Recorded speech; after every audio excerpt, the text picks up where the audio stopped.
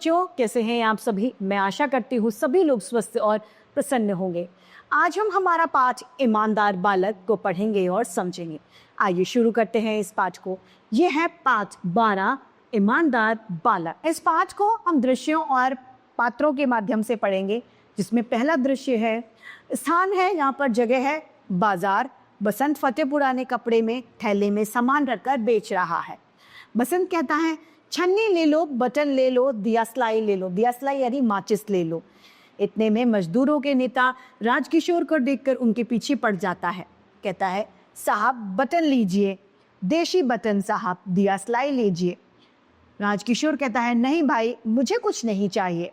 बसंत कहता है बड़े रुआसे सुर में, साहब सवेरे से कुछ नहीं बिका, एक तो ले लीजिए। राजकिशोर जेब से पैसे निकाल कर कहता है, तुम तो अच्छा, तुम्हें पैसे चाहिए, ये लो पैसे और ले जाओ। बसंत कहता है, एकदम से कहता है, नहीं साहब नहीं, मैं पैसे नहीं लूंगा, यह तो भीख है, मैं भीख नहीं लूंगा, आप छन्नी ले लीजिए।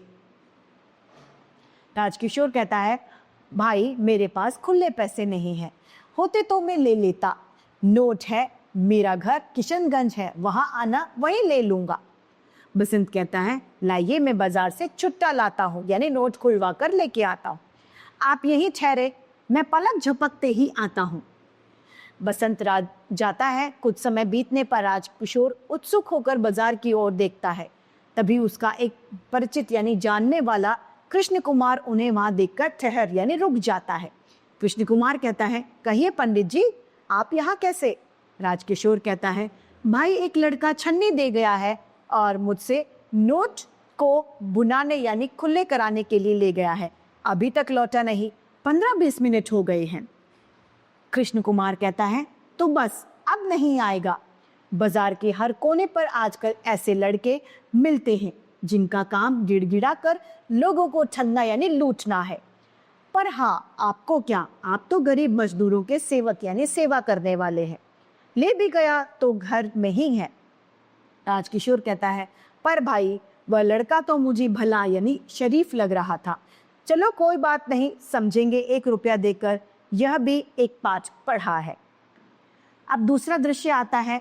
एक जगह है, स्थान किशनगंज। बसंत का भाई प्रताप किशोर राजकिशोर को ढूंढ रहा है। प्रताप कहता है एक व्यक्ति से, क्यों भाई, पंडित राजकिशोर कहाँ रहते हैं? व्यक्ति कहता है, कौन? वो मजदूरों के नेता है, वे उस नीले पर्दे वाले घर में रहते हैं। प्रताप उस घर के दरवाजे पर जाकर राजकिशोर को पुकारता है। राजकिशोर बाहर आता है। राजकिशोर कहता है, क्यों भाई, क्या बात है?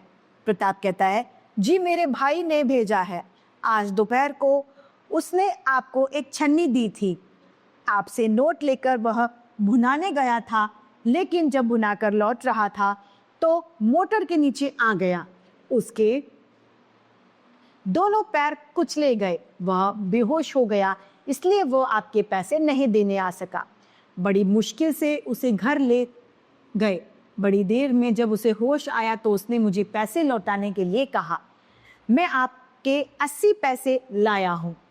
राजकिशोर कहता है, तुम्हारे घर में कौन है? प्रताप कहता है, कोई नहीं, मैं और मेरा भाई, हम दोनों भाई भीखू अहीर के घर में रहते हैं।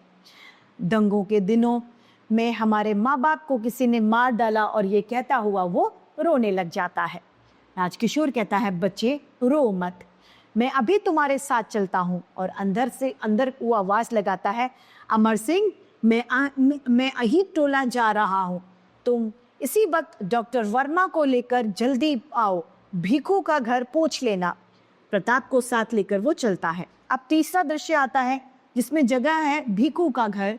बसंत जमीन पर पड़ा करहा रहा था, यानी दर्द से उसे चीख निकल रही थी। भीखू उसे डांट रहा है। बसंत कहता है, बड़ा दर्द है। भीखू कहता है, दर्द नहीं तो क्या आराम मिलेगा, अस्पताल चला जाता, वहां आराम मिलता। बसंत कहता है, चाचा तुम ही अब मुझे अस्पताल पहुंचा दो। भीखू कहता है, मैं पहुंचा दूं? है, मुझे बड़ी रकम सौंप रखी है। प्रताप और राजकिशोर अंदर आते हैं। प्रताप कहता है, यह रहा साहब। बसंत कहता है, आप आए हैं, आप न जाने क्या सोचते होंगे। राजकिशोर कहता है, चिंता ना करो बेटा, मैंने डॉक्टर को बुलवाया है, तुम ठीक हो जाओगे। इसी समय डॉक्टर का अंदर आना होता है। डॉक्टर कहता है, हेलो पंडित जी, तो यह लड़का है, मैंने भी इसे बाजार में देखा है। बसंत को देखकर ऐसा लगता है कि इसके पैर की हड्डी टूट गई है, इसे भी अस्पताल ले जाना चाहिए। डॉक्टर ये बात कहता है। राजकिशोर कहता है, मैं एम्बुलेंस के लिए फ़ोन कराता हूँ, जब तक मैं यहीं नहीं आता आप यहीं रहें, इसे बचाना ही होगा। यह गरीब है पर इसमें एक दुर्लभ गुण, दुर्लभ यानी मुश्किल से पाया जाने वाला गुण, ईमानदारी का गुण इसमें विद्यमान है। राजकिशोर जाता है, डॉक्टर सुई लगाता है, प्रताप भाई का सिर पकड़ता है और पर्दा गिर जाता है। इस पाठ के रचयिता है विष्णु प्रभाकर जी। तो देखा बच्चा कितना ईमानदार है, उसके चोट लगने के बावजूद भी उसने उनके पैसे लौटाने जरूरी समझे। तो हमें भी इस तरीके की ईमानदारी अपने अंदर रखनी चाहिए। इसी के साथ हमारा ये पाठ समाप्त होता है। मैं उम्मीद करती हूँ सभी को ये समझ में आया होगा। आज के लिए इतना ही, फिर मिलते हैं। धन्यवाद।